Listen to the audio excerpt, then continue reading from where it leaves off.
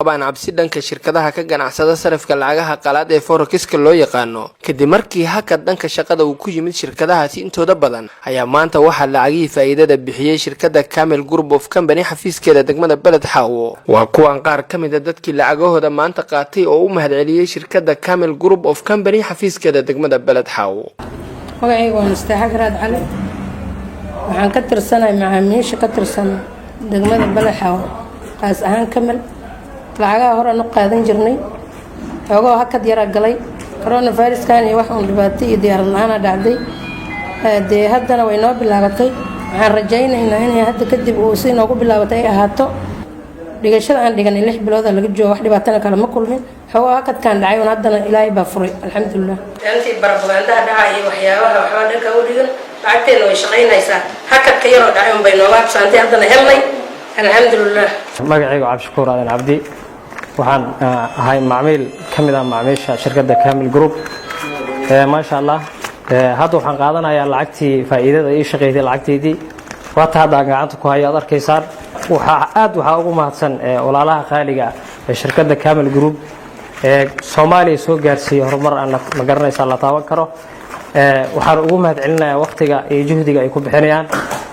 waxaan ugu baaqayaa dadka walaalaha ee doonaya nolosha inay maqaam sare ay ka gaaraan in ay macmiil ay ka noqdaan Camel Group waa shirkadda kaliya aan hadda dhigi karno waa shirkadda ku qanacnay waxaan rajaynaynaa inay sii wado lacagahan oo sidii u bilowdeen wixii hadda ka dambeeyaan insha Allah taala waxaan rajaynaynaa bil kasta joogtiin ay ahaato sidii horena ay ku soo noqoto insha Allah taala waxaan leeyahay guuleysto annagana waan ku qanacsanahay waxaan aad ugu mahadcelinayaa maamulaha ugu sareeyo gobolka Gada gaar ahaan degmada Balad Xaawo xaaji dhaqanamaaday oo waqti badan ku soo bixinayay shaqaalihiisa insha Allah taala waana ku mahadsantiin waana ku qanacnay waana aaminsanahay assalaamu alaykum waraxmatullaahi wabarakaatuh aniga magacaygu waxa la yiraahdaa Xaaji Muude Cusmaan Faarax waxaan ahaa odayaasha magaalada nabaddoonada magaaladan kamid ahay ha ahaatee shirkaddan Ilaahay ginoo keenan ku mahadinaynaa bil walba qaadan jirnay hadda intii cudurkan u yimid baan maxaan ku yiraahdaa ay naga rakatay haddana maanta Ilaahay noo soo furay waa noo fasaxantahay waan qaadanay waa dad wadani oo magaalo walba Kismaayo Muqdisho Balad Xaawo daari iyo kule maxaan ku yiraahdaa wadani oo daara kula waayo ama in ka tagtaa meel ka adaana milhin hadda Ilaahay ha barakeeyo waxbaan ka qaadanay waxbaan hore u qaadan jirnay hadda wixii ka dambeeyana way noo soconaysaa insha Allah taala Ilaahay ha noo barakeeyo maanta waxaan joognaa Camel waxaan ka qaadanay macaamiisha Camel aan kamid ah lacagta ayaan ka qaadanay insha Allah waa u mahadcelinaynaa Ilaahay subhanahu wa ta'ala ha barakeeyo sidaas waxaan leenahay dadaalkiina dadaal ku sii daro bulshadii aad u shaqeynaysan oo ku mahadsantahay Ilaahay subhanahu wa ta'ala idin fududeeyay idinkan xilka qaadeen waa aniga oo Adan Cali Aadan waxaan ahay macaamiishi Camel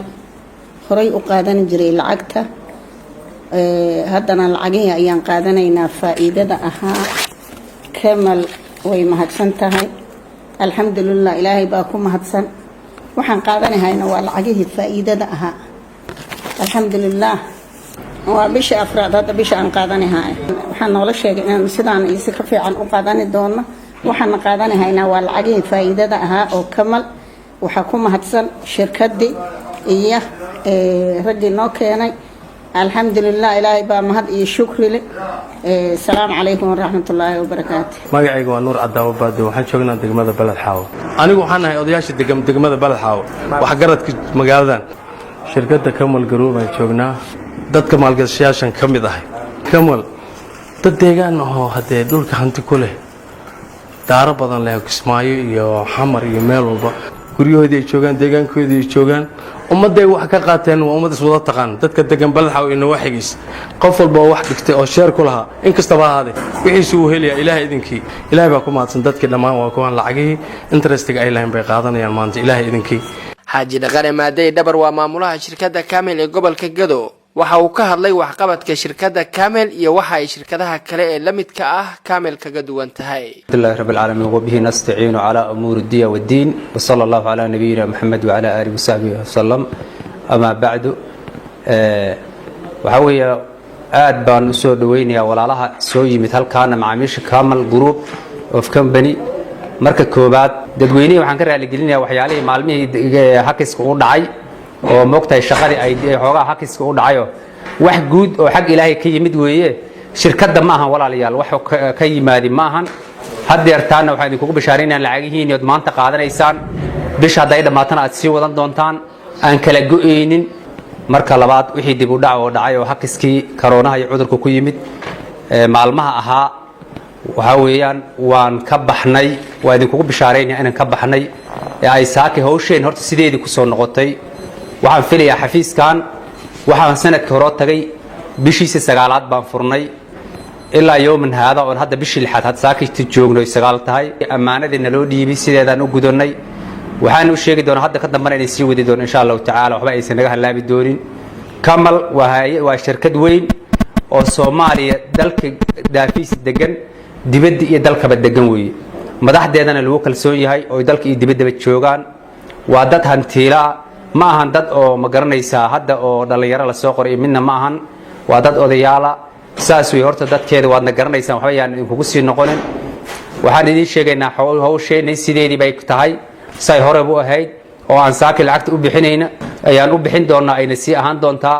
walaalayaal soo dhawaada wax dhib ah ma jiraan lacagtana waxa weeye waa sidaan isa ka sii fiican mana arki doontaan anagu ma nihin dad hadda yimaadayo gedo ku cusub ama deegaanka Soomaaliya ku cusub anaga meeshan degnaba kamil waxay ugu duwan tahay shirkadaha xafiis meesha ay ka furato hanti ma guurtay dhigataa ama dhul ama daara ayay ka dhisataa hadda waad ogtiin xamar oo kale moolal baan ku leenahay balad xaawadan hadda aan joogno hadda hantida aan qaadin hanti ka badan baa naga taal sheerarka waxa weey iskama bixiyo limit baa la bixiyaa limitka la bixiyana waxa lagu saleeyaa hantida taala balad xaawo waa mar kasta in hantidanada ka badnaata hantida ummadda aan ka hayno balad xaawo taalo kismaayo kale waa sidoo kale waxa aan ka hayno wax kale kala jibaarmay ayaa inoo yeelo marka waa ku talagalnay inay haba yaraatee meeshaas aysan ka soo bixin kalsooni darra ummadda xoolaheedana aysan ku lumin aad waxaan mar labaad iyo mar saddexaad aan xoog u saarayna oo ummadana u sheegayna inay wax mas'uuliyad darra ka jirin xoolaha ummadana amaanadooda aan aad u gudan doono gacan amaan ay ugu jirto wixiino inaad wixiin aad shirkadda aamintaan wixiinana aad moogtahay sideed u qaadan jirteen bilii hore iyo bilaan hadda aan joognaba aad u sii qaadataan aana moogtahay wararka la leeyahay shirkad hebel aad tagtay wax xasaas ah inaan la mid ahayn inaad fahantaan baa fiican waxa qanaac idinkugu filan lacagaha hadda aan bixinayno oo hadda aad qaadanaysaan adduunyada maanta waad ogtiin go'doon bay gashay caalamka oo dhan wax ka dhacay weeyo annaguna de wixii aan moogtahay macaamiisha lahayd saaki farahan ka saarayna wax nagu haraya ma jiraan aad baad u mahadsantiin soo dhawaado waa idin la shaqeynaa inaad nala shaqeysaan u codsanayna assalaamu calaykum waraxmatullaah